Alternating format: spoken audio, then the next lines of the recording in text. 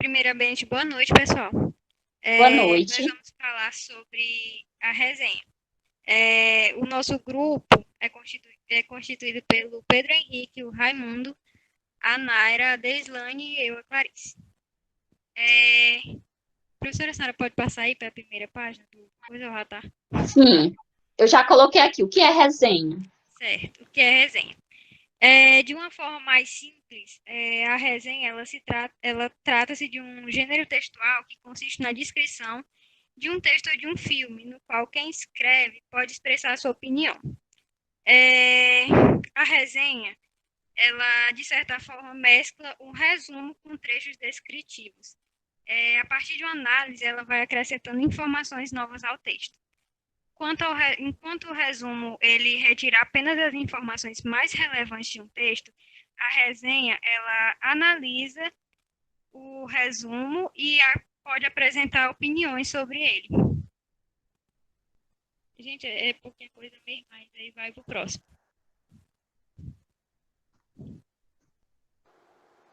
Boa noite, eu sou o Raimundo.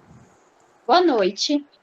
Eu fiquei com duas das características da resenha: objetividade e concisão.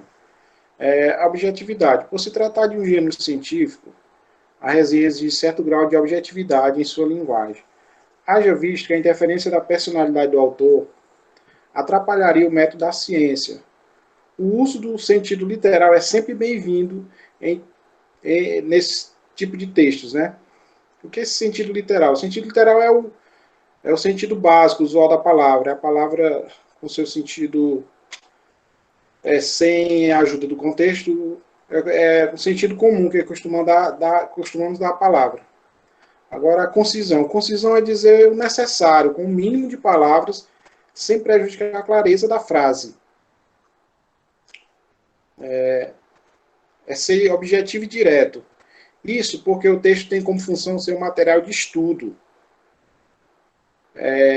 Uma composição para ser lida depois, sem haver a necessidade de acessar as obras originárias. Quer dizer, a pessoa que vai ler uma resenha, ele está querendo, na realidade, tipo um resumo, né? Que a resenha é tipo um resumo. Ele não está querendo estudar a obra toda, por isso que geralmente ele procura uma resenha. Aí eu vou falar um pouco de objetividade e concisão, no sentido amplo. Ser objetivo e conciso significa que não devemos abusar das palavras para exprimir uma ideia. Deve ir direto ao assunto, não ficar enrolando, por exemplo. Significa, enfim, eliminar tudo aquilo que é desnecessário. Escrever com objetividade e concisão é fazer com que o texto ocupe o menor espaço, mantendo suas ideias fundamentais. Eu encontrei esse exemplo aí, na frase 1. Essa primeira frase ela não está escrita de forma concisa nem objetiva. Eu vou dar uma lida agora. A árvore oca por dentro era muito elevada. Tinha 20 metros de altura total, do chão ao topo. Estava, por esta razão, prestes a cair, daí a instantes para baixo. Agora vejam como fica a frase acima, descrita de forma objetiva e concisa. Frase 2, né? A árvore oca tinha 20 metros de altura. Estava, por esta razão, prestes a cair. O que dá para a gente notar nessa segunda frase? É que a frase não perdeu em nada de significado da primeira frase, né? Foi apenas reescrita, destacando apenas as partes mais relevantes, sem repetição de informações. Ou seja, essas são das duas características mais importantes da resenha, a objetividade e a concisão. Agora o Pedro vai falar das outras duas características, Pedro Henrique. Boa noite, né? Meu nome é Pedro e vou continuar Boa com as noite. outras duas características, que são a utilização de um método e o uso da norma padrão da língua. Nas resenhas, o autor deve estruturar o texto a partir de um método claro e objetivo. Para isso, duas partes são fundamentais, que são a utilização do resumo e a análise de dados, né? E o resumo é um gênero textual que se retira do texto original as partes importantes e relevantes. E a análise de dados é analisar os dados que você tem para fazer a sua resenha. Aí temos a utilização da norma padrão da língua, que recomenda-se que a norma padrão seja a variante da linguagem utilizada nas resenhas. Mas para isso, para poder manter a clareza e a objetividade. Porém, não significa que você deve escrever ela de maneira rebuscada, difícil de se entender, pois a norma padrão é aquela variante da linguagem que segue a gramática, mas também que deve ser compreendida pela maioria das pessoas. E é isso. Agora vai para os tipos de resenha. Boa noite, eu sou a Naira. Eu vou Boa falar sobre noite. tipos de resenha. Tradicionalmente, existem dois tipos de resenha. É a resenha descritiva e a resenha crítica. A resenha descritiva, ela é um gênero textual que tem por finalidade relacionar e enumerar as propriedades relevantes de um objeto, na qual ele apresenta relações entre a estrutura, o tema e as características mais importantes para poder descrever. Em geral, ela deve analisar a obra, analisar tudo isso, o tema, a estrutura, e pegar as características mais importantes, assim, para poder assim descrevê-la. E ela não pode apresentar opiniões e julgamentos do resenhista, né, que é a pessoa que está fazendo a resenha. E a resenha crítica, que como o próprio nome dela já diz, ela tem um caráter mais crítico. Ou seja, que há muito mais a opinião do resenhista do que qualquer outra coisa. Além disso, as resenhas críticas costumam ser ricas em interpretações. E é um mero resumo informativo em que deve trazer, diferente da resenha descritiva, ela deve trazer ideias, opiniões, referências complementares, além de, obviamente, como o nome já diz, as críticas.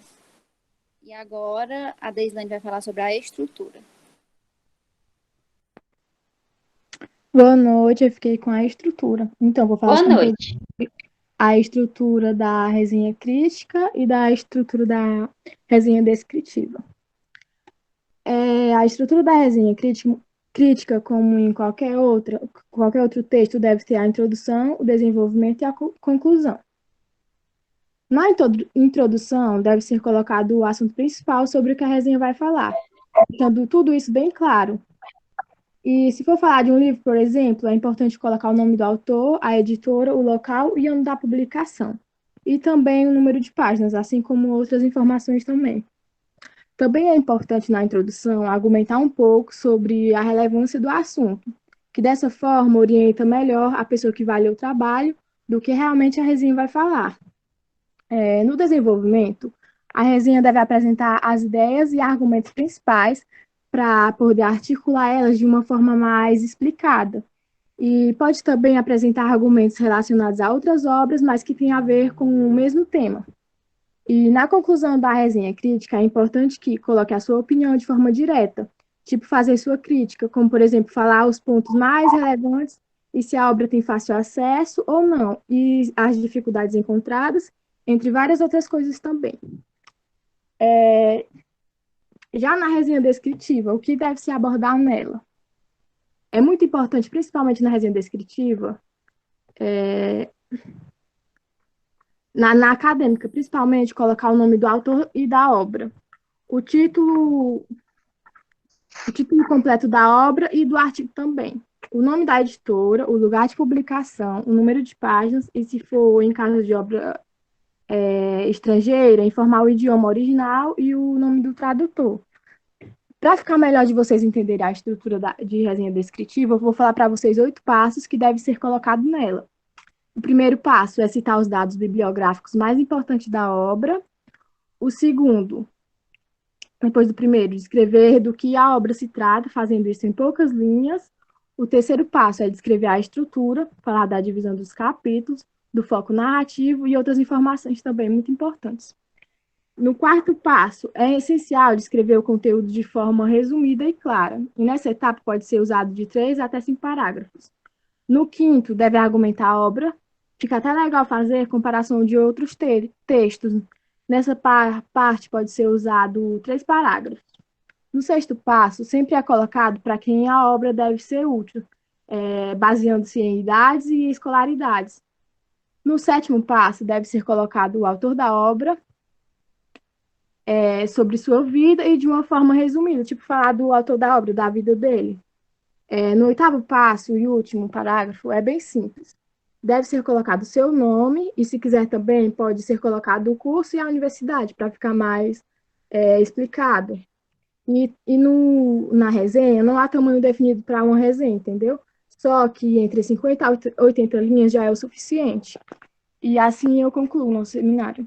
Vocês trouxeram também algumas informações extras, né? Buscaram fontes para adquirir ainda mais conhecimento sobre o assunto. Eu acredito que, mesmo a gente debatendo aqui, falando sobre esses gêneros, nada melhor do que a prática mesmo, né? Para a gente aprender eles, porque vocês ainda estão no primeiro período, mas eu acredito que algum professor já passou uma resenha, né? Para vocês fazerem. Então, é na prática que a gente vai aprendendo ainda mais.